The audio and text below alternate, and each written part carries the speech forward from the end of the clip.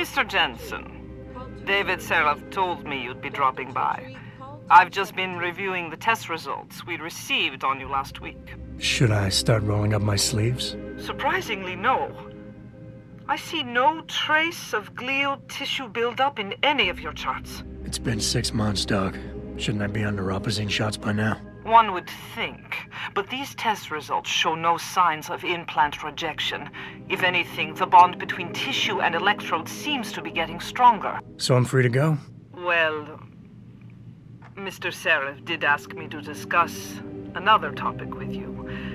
You are aware that several precautionary measures had to be put into place during your first surgery? Not all of my implants were switched on, I know. The damage caused by the hematoma had to be taken into account.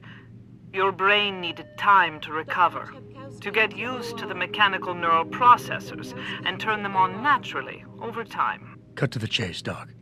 What does Seraph want? He feels that you might be ready to speed up the activation process using special software known as Praxis kits. You mean I don't have to wait for my augmentations to kick in naturally anymore? You can, if you prefer.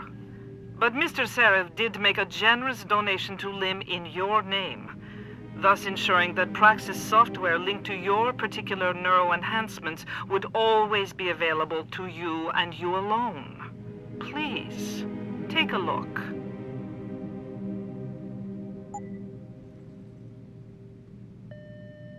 Dr. LeBlanc, code blue.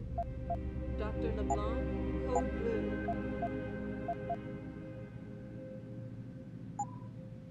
Very well, Mr. Jensen. Use it in good health.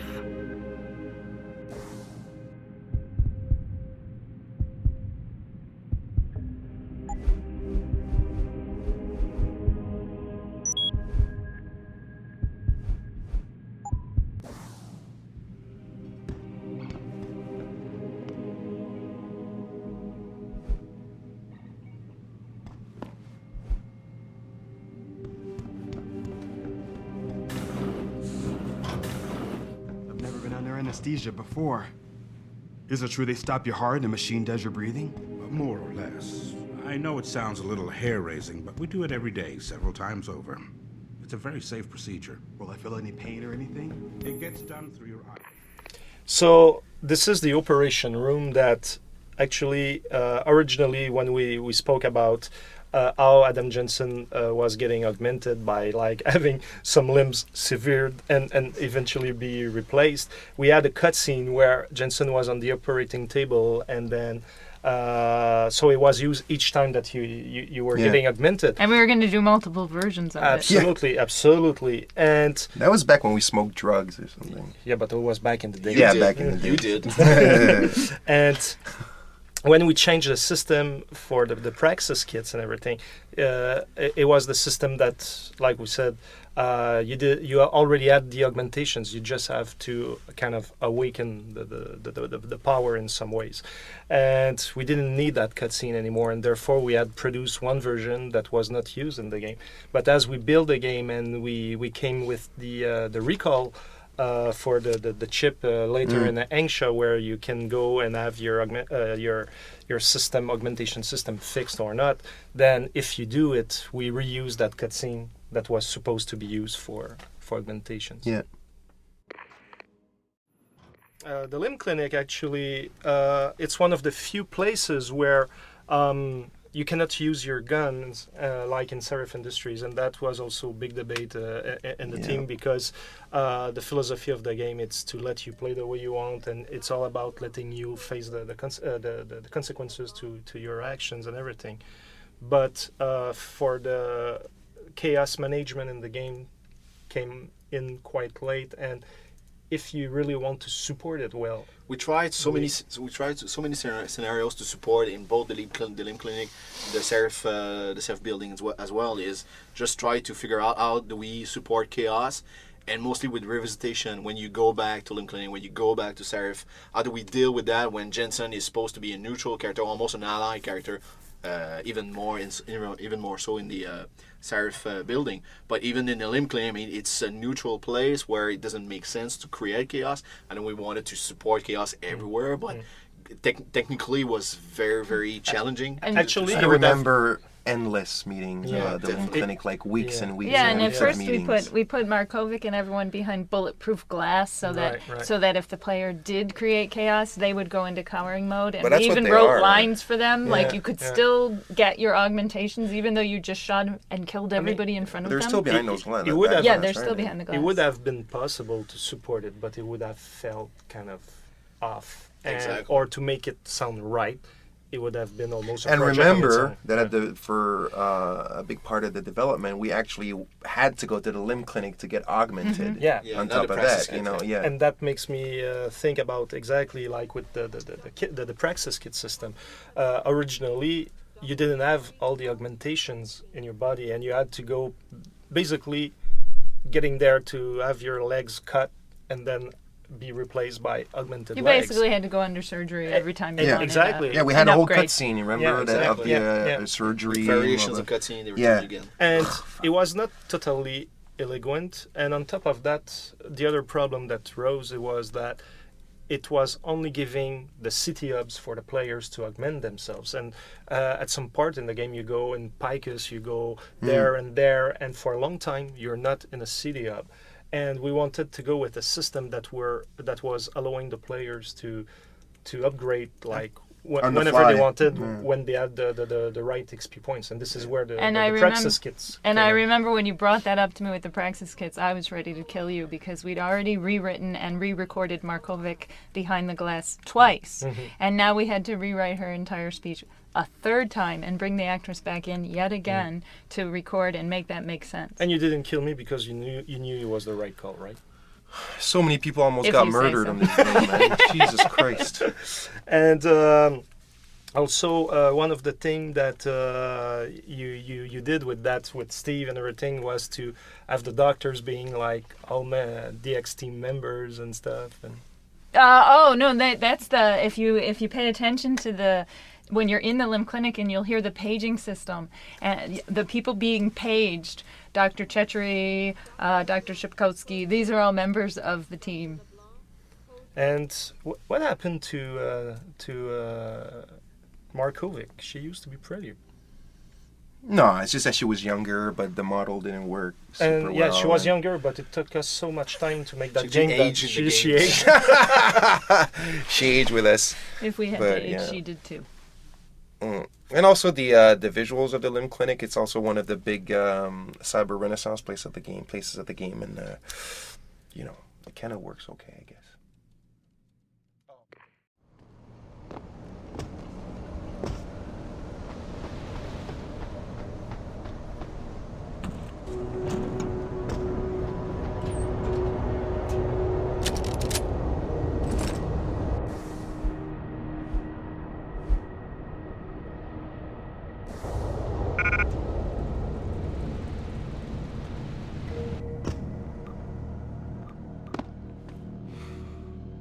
What'll it be?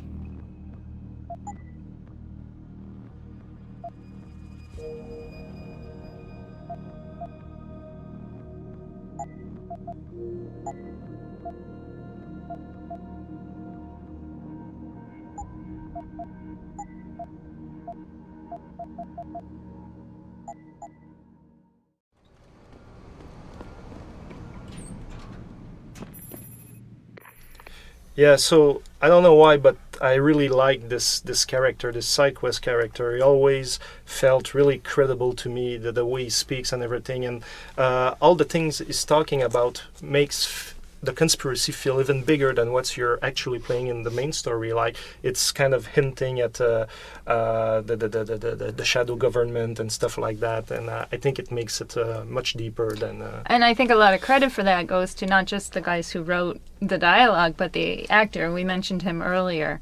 And the casting of the side quest characters was an interesting part of what we were doing, right, Steve? Yeah, it was great. We had and we'll even throw some, since we're giving credit out, we'll throw some to our voice director, Simon Peacock, who did a great job. And he often would recommend some of these characters to us when we would give him the character design, and he'd be like, oh, I know this one guy would probably nail it. And more often than not, he was right on. But I agree with what you're saying, Jeff. Like, he's one of my favorite characters because when I saw the visual of what the character looked like, because it was one of those guys that we casted without knowing what he would look like, the voice, it was one of those rare occasions where the voice and the visual matched perfectly. And when you played it, I think that's part of the reason why it feels so credible, is that the voice looks like it would come from that character. Hello there. Well, you must be Adam Jensen. A keen observation. Mrs. Reed told me you might pay me a visit. And don't take this the wrong way, but you're kind of hard to miss. I'll try to take that as a compliment. She told me you might have information regarding Megan Reed's case and the attack on Seraph headquarters. Oh boy, what a mess. Total pissing match. We had the feds on our ass, orders from 3 different departments, and pressure from so many lobbyists it felt like being the scrawny new kid in a prison shower. It is a very high-profile case. Mrs. Reed said you thought some procedures were overlooked. You got that right. I mean, you know how it is. Mrs. Reed told me you used to be a cop. There's always cases where you see the lazy officers taking shortcuts. But this was different. Different how? Too much stuff got overlooked. People seemed way too eager to jump to conclusions, and every time I was remotely insistent, I got turned down by ranking officers. People wanted to bury this thing fast. That's never a good sign. Surely you have something more substantial than this. Yeah, well, that's where you come in. I got a couple of leads I could never fully investigate. I started poking around, but these government-type agents just gave me the creeps. I got scared. Months away from retirement, I didn't want to fuck things up. But you obviously have the means to get to the bottom of this. So what have you got? First off, there's a rumor that the order to close the investigation came from higher up, maybe even outside the local department. Anything like that would have passed through Captain Penn. There might be traces of this left on his office computer. Guess I'll have to pay a visit to the local precinct. Well, while you're there, there was an officer assigned to the case, Chet Wagner. He's not what you call a choir boy. And when he suddenly got brought on the case, I got suspicious. Somebody wanted him there. And I'm pretty sure he tampered with some of the evidence. You should talk to him. Find out what he knows. Okay, I'll have a little chat with Officer Wagner. You'll most likely find him in the lobby. He got retrograded from his conduct, and he takes depositions now. He won't budge easily, but I'm pretty sure you can find some dirt on him on his desktop. His office is on the 3rd floor. You might find something there to help loosen up his tongue. Anything else worth looking into? Yeah, when the order came down to close the case, the bulk of the evidence was stashed in a storage locker. Maybe you can find some interesting stuff in there. It's on the alley right next to the station. The code is 4891. But I know an outside agency had access to that locker, so be careful. Thanks for the heads up. It's nothing. And, please, don't bother coming back here with details. Don't get me wrong, I'm glad to help. But the less I know about this case, the better I'll feel. That's all I need for now.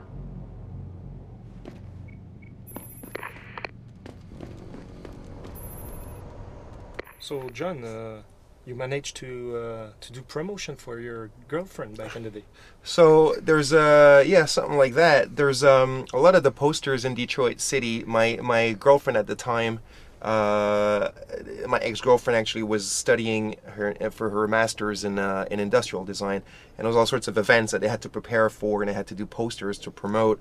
And because we wanted to have a lot of realism and credibility, the ads or logos or whatever, all the way down to posters and magazines in the game. One night I was just trying to design posters, and I was at home, my apartment, and as I was designing this poster, I started looking around my house, and there's all these already made, really nice posters made by real designers, real graphic artists, real industrial designers, studying at the master's level. So it's like, shit. Wait a minute. I was like, what the hell? I'm just going to take that down, and I remember not even telling her. She ended up finding out later. But so a lot of them in Detroit are, it's actually her work, yeah. I'm thinking about getting my pit bull augmented. Get him some cyber paws and cyber fangs and shit. Throw him in the ring. Augmentation. This city is one big gutter and always will be. You think this is bad? Detroit is gonna be one giant red line. That's what I've been saying. David Seraph ain't saved this city. He split it into the haves and have-nots. Yeah, damn right. I've been living for 10 years. Don't I got the right to get enhanced? No. Even if I did.